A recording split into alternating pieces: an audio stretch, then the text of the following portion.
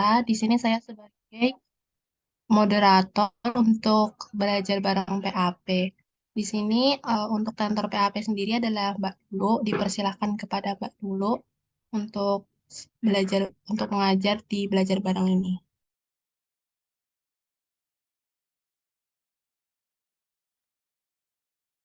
Cek suara aku masuk nggak ya? Masuk, Mbak. Oke. Ya, Assalamualaikum warahmatullahi wabarakatuh. Kenalin aku dulu ya. Sebelumnya di sini mungkin yang anak-anak PAP kasih tahu ya, aku juga ikut ngulang PAP semester ini. Jadi kita belajar bareng aja ya. Maksudnya nanti kalau aku ada salah, kalian ya boleh koreksi gitu. Pokoknya aku jelasin ke kalian bukan karena aku lebih pintar atau lebih jago ya. Karena enggak juga, soalnya aku semester ini juga ikut ngulang. Oke. Eh, Sekarang mau ini aja ya, bahas tentang HE. Jadi kalian udah punya soal UAS tahun kemarin belum? Udah, Mbak. Eh, Ya mungkin Uni bisa di-share ke teman-temannya ya kalau ada. Itu kan ada dua soal, ada MD sama HE. Nah kalau MD kan mungkin udah dibahas dari awal semester banget ya. Jadi mungkin ya kalian udah lebih paham lah ya. Terus yang mau aku bahas itu tuh yang nomor dua, yang tentang perancangan HE. Oke, langsung aja ya. Mungkin soalnya bisa dibaca teman-teman. Udah dikirimkan ke teman-temanmu. Udah, Mbak. Oke, sip. Oh ya, share screen ya. Ini dong, apa share screennya?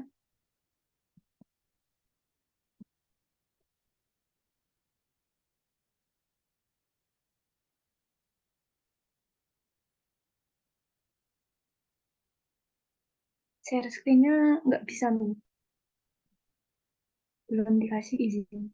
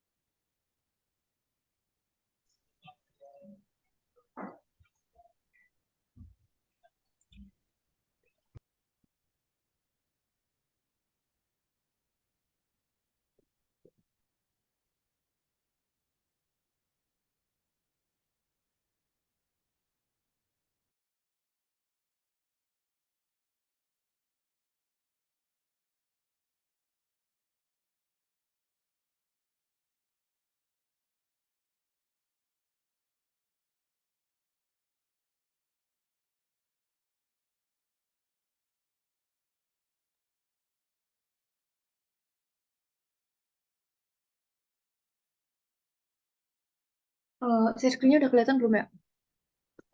Udah, Mbak. Oke. Eh, Soalnya bisa sambil dibaca ya. Jadi di sini ada alat perpindahan panas buat mendinginkan MEA. Kalau buat mendinginkan MEA berarti MEA-nya ini fluida panas ya, karena dia yang mau didinginin. Itu dari suhu 180 ke suhu 130. Nah, terus media pendinginnya itu tuh pakai air, masuknya 86, keluarnya 120. Terus ada diketahui data-data MEA-nya ya. Itu bisa dibaca. Ini udah tak tulis. Terus diketahui juga spesifikasi dari si HE-nya. Jadi HE-nya kan ada sel, ada tube. Ini sel and tube ya berarti. Di selnya ada ini yang diketahui.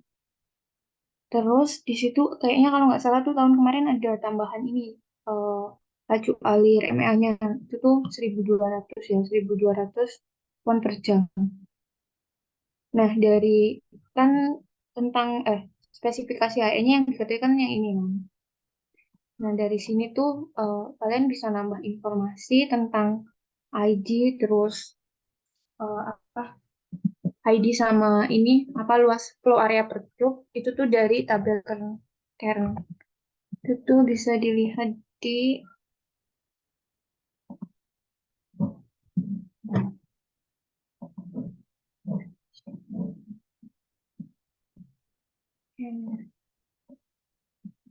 nah di sini ya.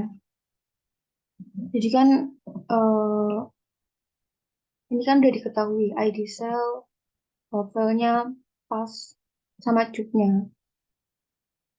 Untuk yang kan kita nanti butuh butuh data tentang ID cube-nya kan. Nah, itu tuh ID cube-nya bisa dilihat di tabel kern tabel 9. Itu cara bacanya pasti kalian udah tahu kan. Pertama tuh lihat di ininya dulu OD cube-nya. OD cube-nya kan 0,75. 0,75 berarti pakai yang ini. Yang 3 per 4. 3 per 4 kan 0,75. Terus eh, ada pasnya 4. Pitch-nya 0,9. 0,9 kan berarti sama kayak 15 per 16 kan. Berarti yang ini pasnya 4, terus ID cell-nya 21,25. 21,25 pasnya 4, berarti nanti ada dapat eh, dapat apa ini? Jumlah cube-nya ya. Jumlah cube-nya tuh sekitar ini 314. Terus ID cell-nya nanti dapat dari ini yang bawahnya. Kan ini ada diketahui BWG 18 kan. Mbak, maaf Mbak, Ya, ini kenapa? tadi tabelnya nggak kelihatan. Apa Mbak mungkin ngasih lihat grafik tapi di sini nggak kelihatan Mbak. Ah, sorry, sorry. Bentar. Jadi share screen-nya harusnya yang ini ya. Aduh, aku lupa ya caranya share screen. Bentar. Oke.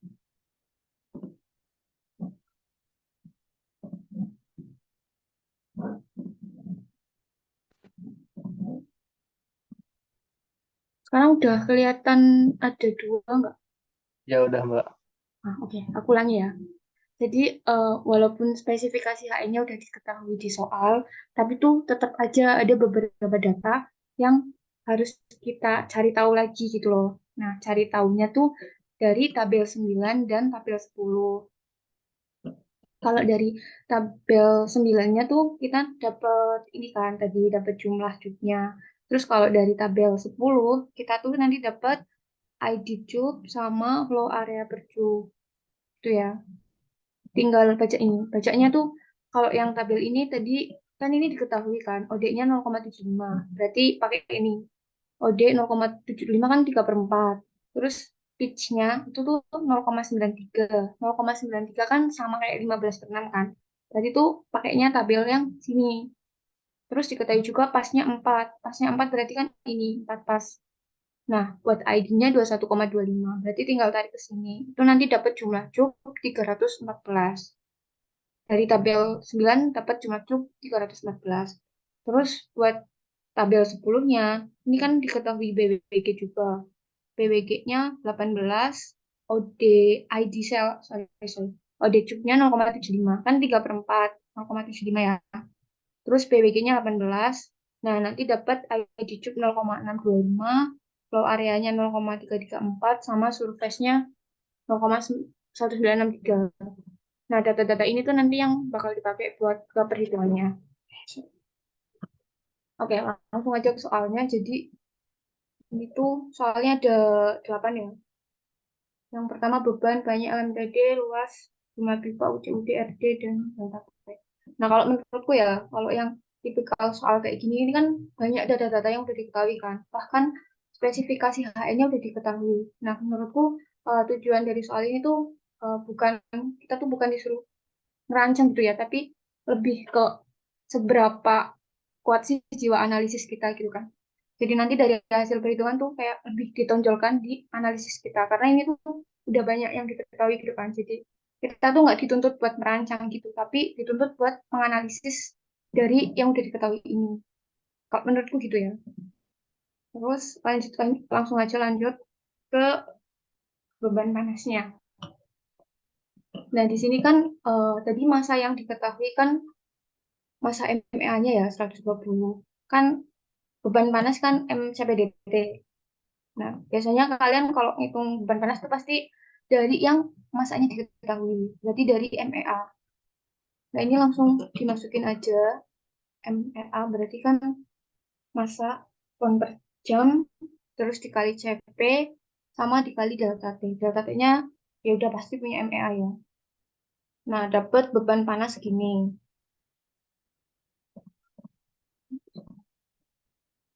41.000. Nah, karena ini di apa perancangan di HE kan, berarti kan beban panas punya MEA tuh, bentar, beban panas punya MEA tuh sama kayak beban panasnya si media pendinginnya gitu kan. Berarti bisa dong dicari masa media pemanasnya. Nah, berarti kan media pemanas. Ya udah. Masa air rumusnya tinggal dibalik doang ya. Nah, deteknya di sini itu tuh pakai suhunya punya air. CP-nya juga CP punya air. Terus dapat masa airnya.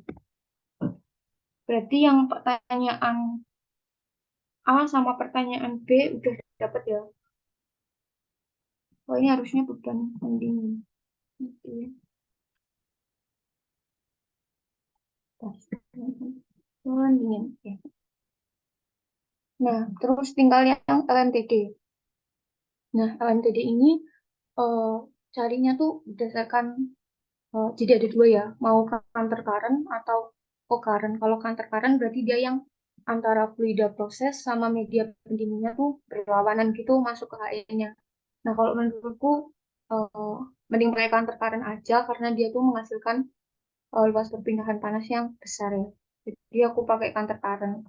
Nah, buat counter current beda ya rumusnya counter current sama co-current. Nanti bisa dilihat di PPT-nya Bu Yeni itu ada. Nah, kalau yang counter current tuh kayak gini. Jadi, ini tuh dipisahin antara suhu yang tinggi sama yang rendah. Makanya dibikin tabel kayak gini ya. Terus tinggal dimasukin ke rumusnya. Ini rumusnya. Nah, di sini kita juga butuh faktor, nah yang namanya faktor koreksi.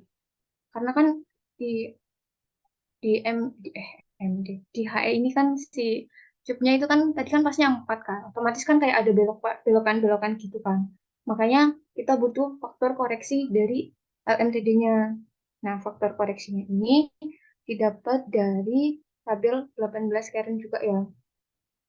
Tadi kan udah diketahui di soal kalau si selnya tuh punya satu pas, berarti eh, pakai tabelnya juga yang ini satu sel pas. Kan itu apa sih? Tabelnya banyak ya yang pas-pas itu. Itu pokoknya ada di sini di Karen. Kalau semisal nih besok yang jumlah selnya nggak diketahui kan, berarti kalian harus cari kan selnya ada kalau nggak salah 1468 gitu ya. Kalian tuh harus cari pokoknya yang faktor koreksinya mendekati satu gitu ya. Nah, karena ini udah diketahui selnya satu, berarti langsung aja pakai grafik yang satu sel pas. Nah, gimana caranya pakai grafik ini? Itu tuh kalian harus cari nilai R sama nilai S. Nah, di sini udah ada rumusnya ya.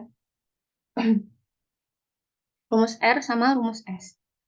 Jadi kalau yang T besar itu tuh yang hot fluid, kalau yang T kecil itu tuh cold fluid.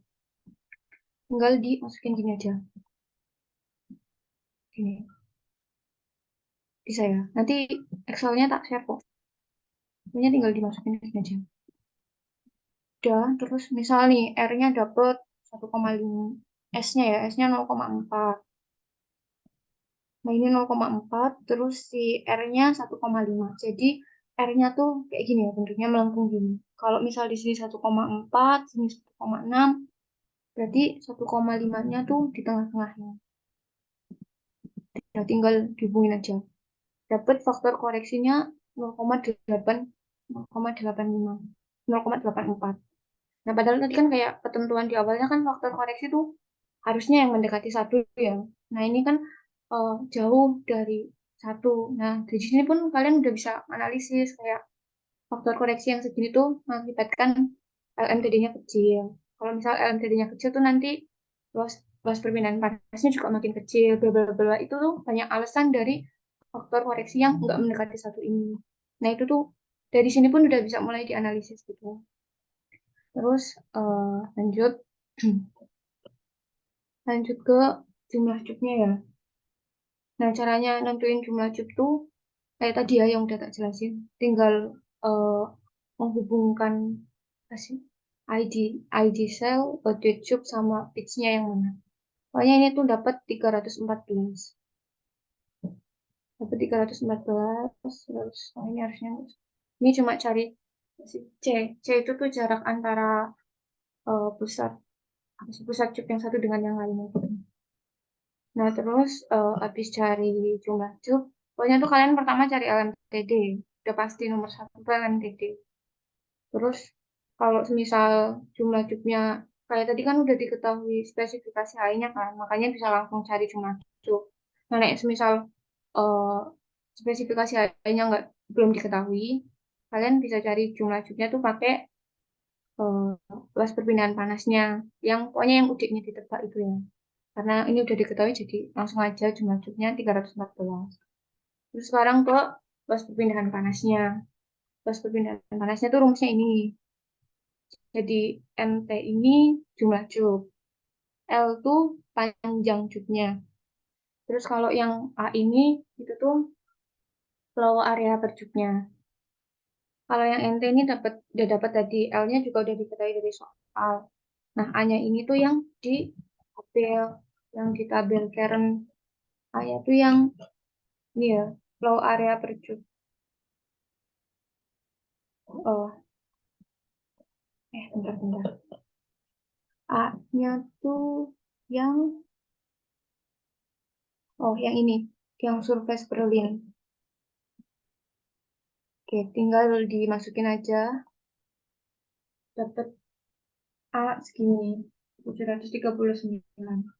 Terus kan sini ada yang namanya UD. Jadi UD tuh overall coefficient dirt ya. Jadi ketika alatnya udah dipakai, itu tuh coefficient overallnya namanya UD. Kalau nanti misal alatnya belum dipakai, berarti kan UC kan yang eh, cleaning overall itu. Jadi pokoknya di A itu ada UC, ada UD. Kalau UD itu yang udah kotor, ya gitu intinya. Terus ini dimasukin key-nya tuh sama pakai key beban panas yang tadi udah dihitung di awal. Nah, terus A-nya pakai yang ini. Delta LMTD-nya yang di atas tapi yang udah dikaliin sama faktornya ya. Yang udah dikaliin sama faktor koreksinya tadi yang dari tabel. Nah, UD-nya dapat segini. Ini juga aku nggak tahu ya, aku nggak tahu aku salah hitung atau gimana. Tapi nanti kalian juga coba ya. eh, ini atau aku yang salah ngalin atau gimana. Nah, dapat UD-nya tuh 1,3. Padahal kalau berdasarkan Karen, itu tuh ada tabel tentang UD-UC juga. Nah, buat ya misal ini sistemnya dianggap light oil gitu ya. Nih, yang ini. Exchanger. Jadi ini tuh tabel 8. Itu tuh buat lihat coefficient overall-nya yang UD. Jadi misal ini exchanger. Itu eh, light organic ya. Misal light organic itu kan dari 40 sampai 75 range UD-nya. Sementara di sini tuh cuma dapat 1,3. Nah, dari sini pun bisa dianalisis lagi ya. Kenapa UD-nya kecil? Terus gimana caranya biar si UD-nya itu masuk ke range? Kan misal nih eh, kita pengen UD-nya tuh masuk ke range, berarti kan UD-nya dinaikin. Berarti kalau UD-nya pengen dinaikin, itu kan bisa dengan cara eh, apa sih memperkecil jumlah cube-nya kan. Kalau jumlah cube-nya makin kecil kan berarti A-nya makin kecil. Kalau A-nya makin kecil kan berarti UD-nya makin gede. Itu ya. Itu bisa dianalisis lagi. Tapi nanti kalian coba hitung lagi ini UD-nya segini benar apa enggak. Oke, terus lanjut habis ngitung beban panasnya berarti dapat segini. Terus buat UD-nya dapat segini. Tapi ini nggak masuk range ya. Harusnya range-nya tuh antara 40 sampai 75. Oke. Nah, terus lanjut ke rutenya ya. Jadi di sini ada shell, ada tube. Nah, buat rutenya. Sampai sini ada yang mau ditanyain dulu nggak? Kalau ada yang mau tanya langsung tanya aja nggak apa-apa. Santai aja. Ada yang mau tanyain nggak?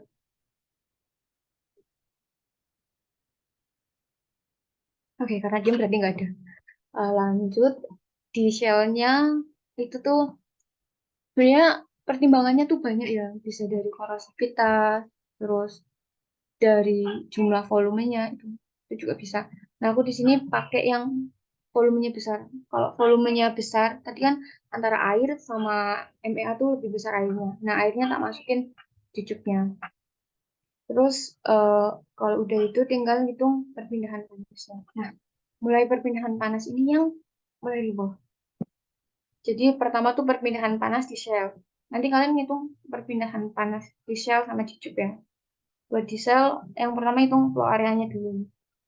Nah, rumusnya ini, tadi ID cell-nya kan udah diketahui kan, di atas. Terus C-nya tuh yang udah dihitung. C-nya tuh, eh, apa sih, pitch dikurangi OD kalau nggak salah. Oke, nah ini ya, pitch dikurangi OD. C-nya tinggal masukin, pitch-nya yang di atas, yang 0,94, berapa tadi? Atau 15/16 itu sama aja. Terus tinggal masukin. Dapat AS-nya, atau flow area di shell-nya. Terus habis itu tinggal laju alir masanya. Laju alir masanya tuh berarti eh, flow rate-nya dibagi sama flow area-nya. Dapat segini. Nah, di sini satuannya juga hati-hati ya. Karena kadang beda-beda gitu. Udah dapat gitu, tinggal cari Reynolds number-nya. Reynolds number-nya ini ya, rumusnya ini. Kalau di Shell berarti dia pakai, sorry, ini tuh aku kopas dari skripsiku. Makanya masih double. Ini viskositas, udah. Kalau di sel berarti pakai yang viskositas fluida yang di sel kan. Tadi yang di selnya kan si MEA-nya berarti pakai viskositas MEA. Nah, buat nyari DE, DE ini tuh diameter ekuivalen ya. Diameter ekuivalen itu tuh bisa dicari pakai rumus ini atau ada grafiknya. Grafiknya ada di Karen. Kalau kalian malas pakai rumus, nanti lihat aja grafiknya. Aku lupa grafik berapa, tapi aku lebih suka pakai rumus. Kayak gitu. Nah, dapat nilai DE-nya segini kan. Pokoknya tinggal dimasukin aja. Terus GS-nya tadi yang dari atas, viskositasnya ini viskositas si MEA-nya. Jadi kan pakai centipoise kan, di convert ke pound feet per jam, pound per feet jam. Terus dapat Reynolds number-nya segini. Nah, udah. Terus tinggal cari heat transfer coefficient. Buat heat transfer coefficient ini rumusnya. Jadi ada JH ini apa ya? Ya koefisien di sel ya intinya. Terus K ini tuh konduktivitas, DE-nya diameter ekivalen, CP kapasitas panas, B-nya viskositas. Nah ini tuh wah tau sih. Ya pokoknya ini ya yang namanya ini tuh rasio rasio viskositas ya. Jadi viskositas fluida sama viskositas di dinding tuh ya kalau dilihat secara itu kan beda kan. Nah itu tuh rasio antara viskositas fluidanya sama viskositas ya, fluida ketika di dinding itu. Nah, alhamdulillahnya ya di soal tuh eh yang ini nanti aja. Nanti itu rumusnya. Nah, terus RE-nya tinggal dihubungin di grafik ini. Pokoknya kalau yang di cell side itu tuh kalian pakainya figur 28. Di sini jangan salah ya. Terus langsung masukin aja RE-nya 18, tarik sampai ke garis yang ini, dapat nilai JH-nya apa? 2,8 ya, anggap aja 2,8. Oke. Nah, terus ini data-datanya, ini ambil dari atas semua data-datanya. Nah, buat yang ini tadi, yang rasio viskositas itu rumusnya ini. Jadi, mu dibagi mu V ya. Mu ini yang viskositas fluidanya, mu V ini viskositas ketika di dinding. Nah, di soal ini juga dua-duanya udah diketahui, jadi langsung tinggal masukin ke rumus aja, angkatin udah, terus dapat H0. H0 ini tadi koefisien perpindahan panas di sel, sorry. H0 di sel ya. Nah, di sel kan udah dapet nih, tinggal ke cupnya. Kalau di cup tuh rumus flow area-nya tuh kayak gini. MT, AT, sama N. N-nya tuh jumlah pasnya ya. Jumlah pasnya kalau ini jumlah cupnya. Nah, karena di sini udah ada faktor konversinya 144, kalian berarti AT-nya pakaiin kuadrat, tapi nanti hasilnya langsung fit kuadrat karena di sini udah ada faktor konversinya. Dapat segini. Ini tinggal dimasukin aja ke rumusnya. Terus ke laju alir masanya, berarti di sini pakai flow rate yang dicup. Apa tadi yang dicup? Airnya ya. Jadi pakai flow rate airnya. Masukin, dapat laju alirnya segini. Nah, terus tinggal cari Reynolds number-nya. Reynolds number-nya rumusnya ini. Jadi rumusnya beda-beda ya antara sel dan cup. Dan itu jangan kebalik-kebalik. Nah, ini viskositasnya berarti pakai viskositas air. Jangan lupa satuannya dikonversi. Dapat RE-nya segini. Nah, udah dapat RE, tinggal dimasukin ke grafik figur 24. Tadi kan figur 8, sekarang figur 24. Nah, kalau misal RE-nya masih kecil gini kan, kalian tuh harus ngitung ininya apa sih perbandingan antara panjang dan diameternya. Tapi karena ini udah besar, makanya itu tuh panjang dan diameter tuh udah nggak terlalu diperhatikan. Ini kan tadi dapat 59.500 lah yang baca. 59.000 ya hampir ke 60.000. Tarik ke atas, ke samping, dapat sekitar 170. Oke, 170. Terus tinggal di transfernya. Kalau tadi di sel tuh H0, sekarang di sini HI. Dicup ya berarti. Nah, rumusnya tuh sama, ininya juga sama. Tinggal dimasukin aja, dapat HI-nya segini. Ini juga rumusnya sama tadi ya, kayak mu per mu W pangkat 0,14. HI-nya dapat segini. Nah, karena tadi ya, karena di cup tuh ada yang, cupnya kan otomatis kayak pasnya banyak gitu kan. Makanya di sini perlu dikaliin ID per OD-nya. Jadi HI0. Berarti koefisien perpindahan panas di cupnya tuh HI0. Sedangkan tadi di shell-nya H0 ya. Itu beda. Sampai sini ada yang mau ditanyain nggak? Mungkin aku jelasinnya terlalu belibet ya. Karena kadang aku juga susah memahami sendiri gitu. Ada yang mau ditanyain dulu nggak?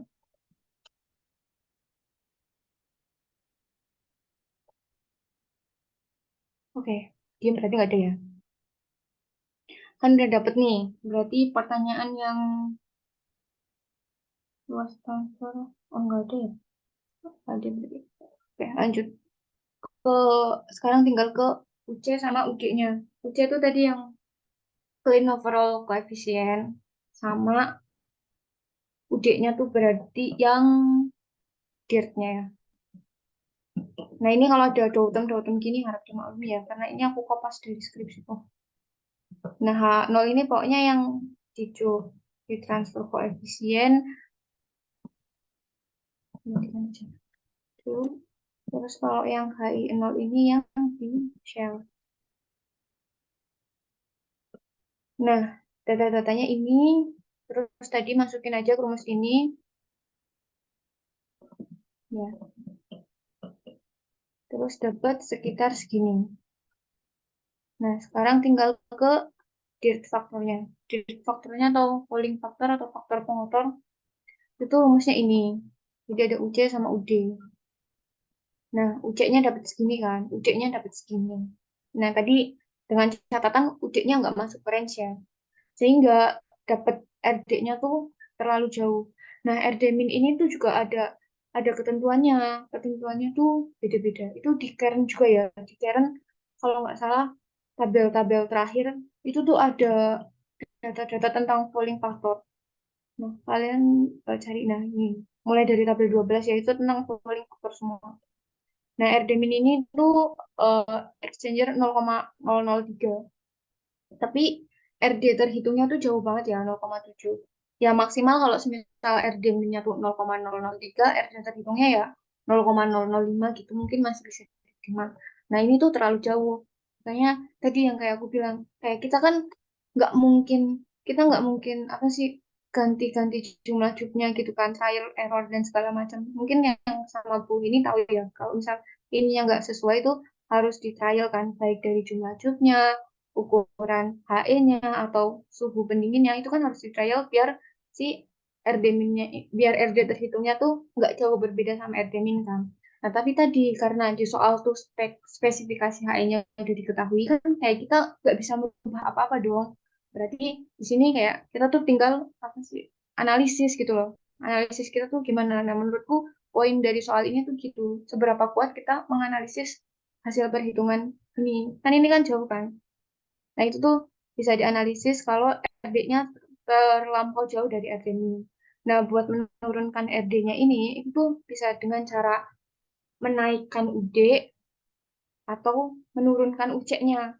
Tapi karena di sini UD-nya yang nggak masuk range, berarti kan mau nggak mau harus menaikkan UD.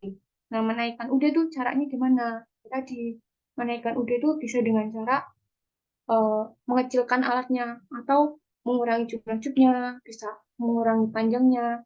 Pokoknya biar luas luas apa sih luas perpindahan transfernya tuh nggak terlalu besar, terus UD-nya makin besar, UD-nya makin gede gitu.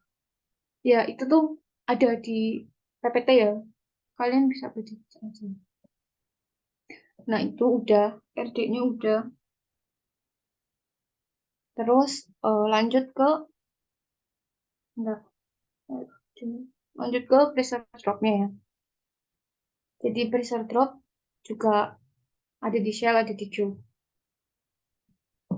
Biasanya tuh kalau di shell ya, kalau di shell tuh RE-nya ini ambil dari yang RE tadi terhitung di shell.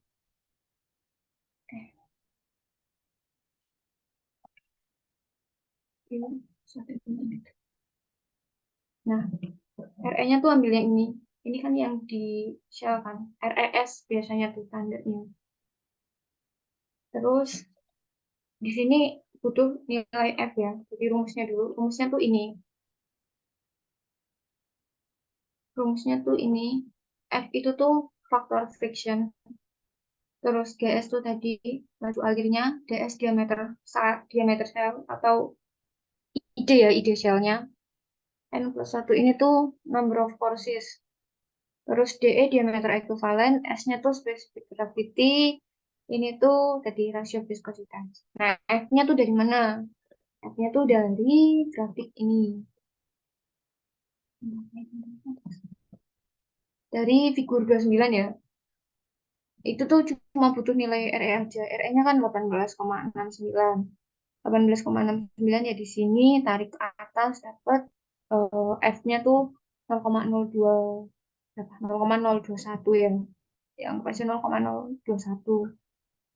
Udah dapat. Terus buat ngitung N plus satunya, buat ngitung N plus satunya ini tuh dari rumus ini. 12L per B. L-nya panjang tube, B-nya bubble. Bubble space-nya juga udah diketahui di soal. Makanya tinggal dimasukin aja. Tapi jangan lupa di-convert ya. Ini kalau nggak salah tadi panjangnya pakai feet. Berarti bubble-nya juga pakai feet. Oke. Terus diameter shell-nya juga udah diketahui. Diameter ekuivalennya ini juga udah dihitung tadi ya di atas. Nah ini spesifik gravity-nya juga udah udah diketahui. Tapi kalau semisal pokoknya ya kalau semisal besok ada data-data nggak tahu sih open book atau enggak ya. Kalau misal open book terus ada data-data yang nggak diketahui itu cari aja di Karen. Semuanya ada di Karen. Spesifik gravity, terus ini juga udah dihitung, terus didapatkan nilai ini pressure drop di selnya tuh segini. Nah, ini nanti kalian cek lagi ya. Pokoknya delta P maksimalnya tuh 10 PSI. Nah, ini tuh ya masih masuk lah ya. 0 kok. Setengah. 0,5. Memenuhi standar. Terus lanjut ke yang tuh. Renornya pakai yang tadi udah dihitung di atas. Tinggal dihubungin, dapat nilai F segini. Terus rumusnya ini. Jadi F itu tadi ya. Fiksinya, ini flow rate-nya, L panjangnya, N tuh jumlah pasnya. D-nya di sini tuh diameter dalam tube-nya. S-nya specific gravity. Ini tinggal dimasukin aja udah Pokoknya udah terhitung di atas semua ya. Ini juga udah diketahui. Terus ini juga udah. Nah, bahkan kalau misalnya ini aku lupa. Kalau semisal viskositasnya tuh gini, ini kan jauh ya. Biasanya kalau rasio tuh kan mendekati 1. Nah, ini tuh 0,6. Itu tuh berarti kayak lidahnya tuh nggak terlalu viskos. Itu tuh bisa disimpulin kayak gitu. Oh, ini penting. Terus lanjut ke pressure drop cicuknya tuh setelah dihitung dapat, udah tinggal masuk aja, dapat 1,4. Berarti masih memenuhi standar ya. Nah, yang jadi permasalahan di pressure dropnya ini kan harusnya pressure drop antara shell dan tube tuh lebih besar yang shell ya. Karena yang di shell ini kan ada bubble-bubble-nya gitu kan. Makanya nah, harusnya tuh lebih besar yang di selnya. Nah, sementara hasil perhitungannya tuh lebih apa sih lebih tinggi yang di tube-nya. Nah, nanti dari situ pun eh, bisa dikasih keterangan ya kenapa hasilnya kayak gitu. Ya, kira-kira kalau semisal selnya mau dinaikin atau tube-nya yang mau pressure drop tube-nya yang mau diturunin itu tuh gimana? Itu tuh ada semua di PPT-nya yang dari ini ya. Aku lupa soalnya. Oke, dari aku segitu aja. Jangan mau ditanyain nggak? Sorry ya, ini terlalu singkat karena eh, aku juga mau ada acara lagi. Dari Hai ini ada yang mau tanyain lagi nggak? Pasti bingung ya.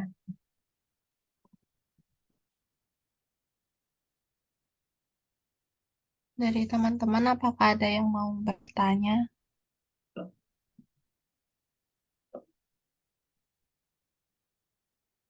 Ini tak stop dulu ya.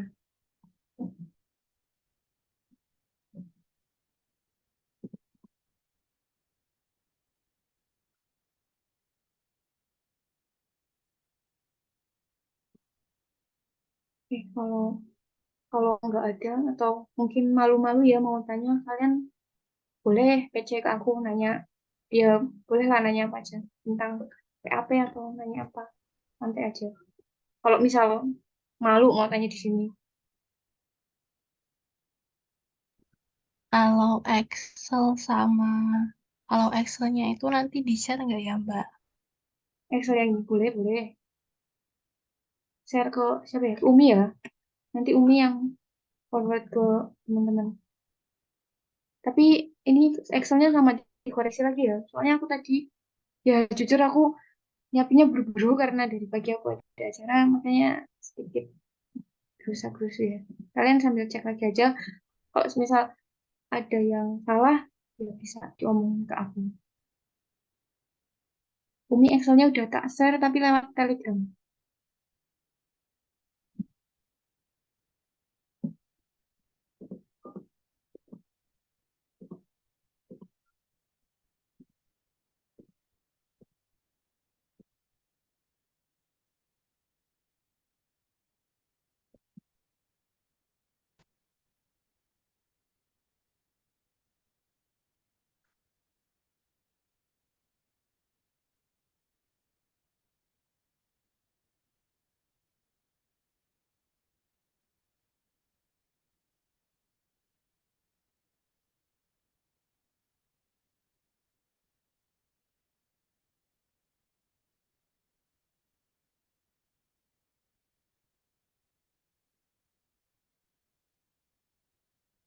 Atau ada yang mau nanya MD juga boleh.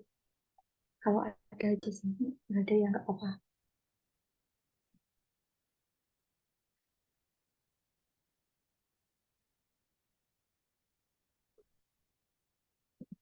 Sepertinya sudah nggak ada yang mau bertanya, Mbak. Oke, kalau udah nggak ada mungkin sekian dari aku ya. Maaf kalau banyak kurangnya. Terus ya kalau ada yang mau tanya lagi boleh chat WA. Ya, sekian. Wassalamualaikum warahmatullahi wabarakatuh. Waalaikumsalam. Warahmatullahi wabarakatuh. Terima kasih, Mbak. Oke, sama-sama.